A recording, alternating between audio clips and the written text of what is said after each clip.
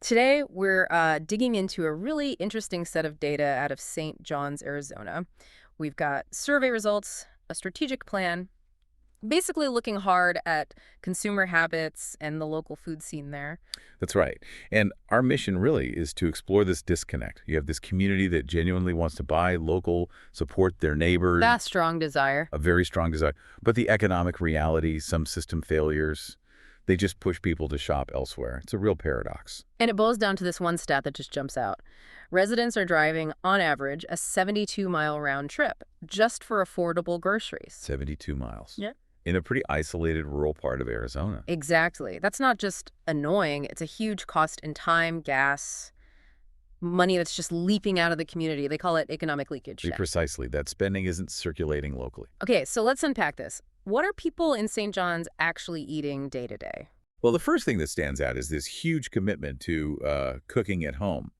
The data shows 99% of the people surveyed said they make food at home regularly. 99%. So they're not primarily eating out. No, definitely not. Home cooking is the norm. But that doesn't mean convenience food isn't part of the picture. Right, because even with all that home cooking, what did the numbers show? Something like 30%? Yeah, about 30.4% said they eat at gas stations or fast food places, and nearly a quarter, 24.5%, are hitting restaurants or food trucks at least 3 times a week.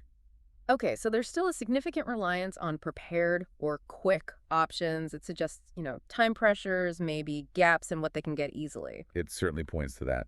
And those pressures, plus the economic need, really push people to shop regionally when you look at where they get their main groceries. Yeah, where are they going? Walmart in Show Low comes out on top. That's where 74.5% of respondents shop frequently. Wow, three-quarters. For a store that's, what, over 35 miles away one way? Exactly. The local option, the market at St. John's, gets about 50% of shoppers.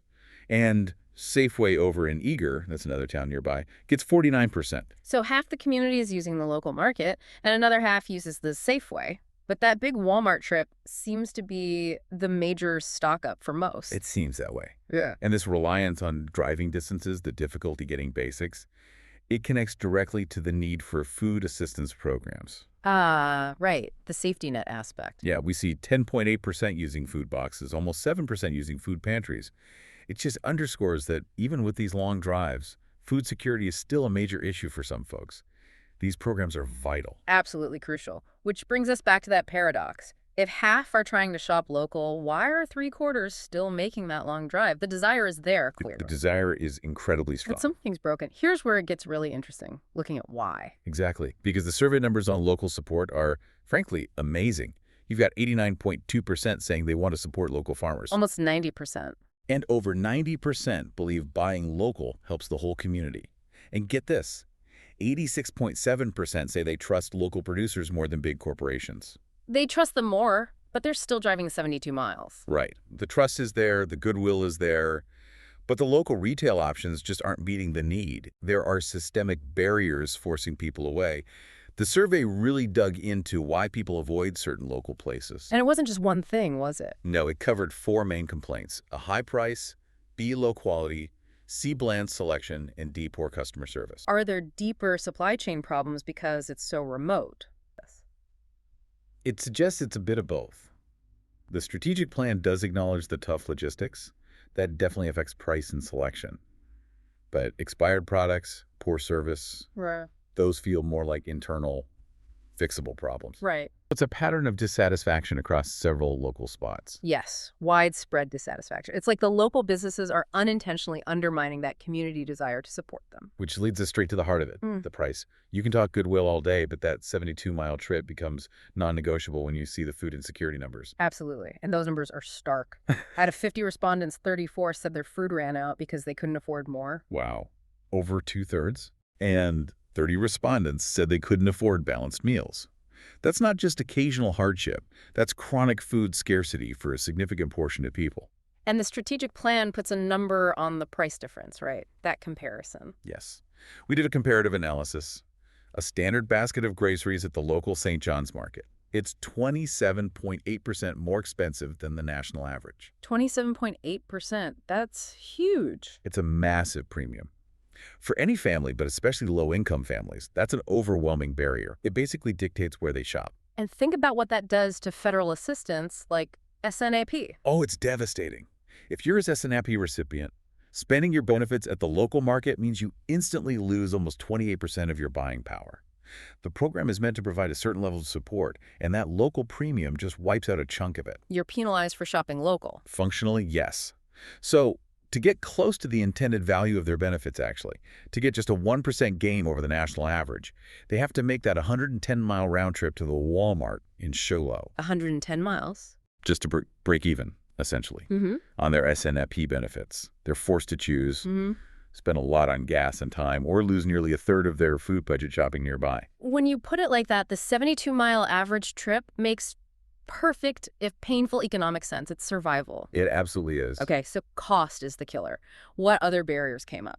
Besides price, the big ones were limited availability over half, 54.2% cited that, and crucially, lack of knowledge about sources. A third of people, 33.3%, said they just didn't know where to find local food products even if they wanted them. So it's price, availability, and just basic information. People don't even know what is available locally. Correct. It's a three-legged stool of failure right now. Yeah. Cost, supply, communication.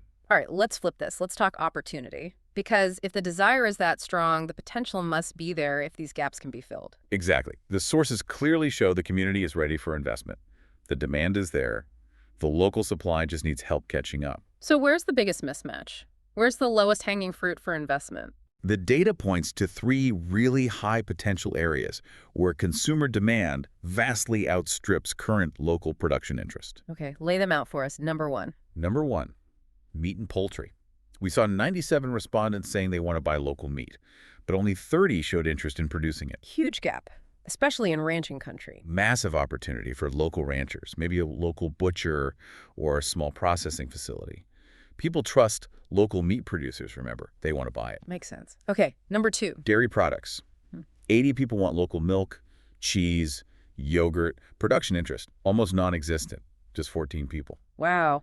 Another clear underserved market. If someone could set up even a small local dairy operation. They'd likely find immediate demand, absolutely. And the third big opportunity. Fruits and vegetables. This was the single most desired category. 102 people wanted local produce. Now, there was more production interest here, 38 respondents, but the sheer volume of demand means there's still huge room to grow. Think season extension, greenhouses, more market gardens. And that fits with the self-reliance ethos we saw earlier, right? Lots of people already growing food. Yes, 58.3% already produce some of their own food, and over 82% believe that self-production makes the community more independent. So there's a culture ready to support more local growing, and maybe smaller niches too, like baked goods or prepared meals, which also show decent demand. Which brings us back full circle to the stores. Fixing the retail side has to be part of this. That's opportunity 3, essentially. Retail revitalization. The level of unhappiness with current local options is so high, there's a clear business case for a new grocery store, or maybe a significantly revamped existing one. A store that actually champions local products, has fair prices, good quality. Exactly. That kind of store could capture a huge amount of that spending that's currently driving out of town. It could become the central hub this local food system desperately needs. So what does this all mean? What's the path forward according to the plan? Well, the recommendations really focus on hitting those three barriers: cost, supply, and communication. Things like producer grants, aimed right at those gap areas: meat processing, dairy. Targeted support. Right. And also looking at zoning and regulatory reform, making it easier for people to do small-scale stuff, like have backyard chickens or set up a simple farm stand without jumping through hoops. Reducing friction for small producers. Exactly. And then infrastructure to connect them. Thinking about a centralized food hub, maybe a co-op, to help with collecting products, distribution, logistics, making it easier to get food from many small farms onto local shelves or into local hands. Makes sense, streamlining the whole process. So the bottom line is, the community spirit is there. They want to support local. But the system right now makes it economically punishing for the average person. The money's just being forced out. So recapping our analysis, the desire isn't the problem. The problem is systemic failure crystallized in that, 27.8% price premium. That huge premium drives spending 110 miles away. Recapturing that lost spending, reinvesting it locally. It needs coordinated effort. Policy changes, infrastructure investment, both are key. If they can pull that off, St. John's could really turn this around. Go from being a case study in market failure to maybe a model for building a truly local, resilient food economy. Even getting back a fraction of that leakage would make a huge difference on the ground. Transformative, potentially. Okay, before we go, here's something for you, our listeners, to think about. The data showed a third of residents, 33.3%, said lack of knowledge about sources was a barrier. Now, imagine your community launched a really good public education campaign.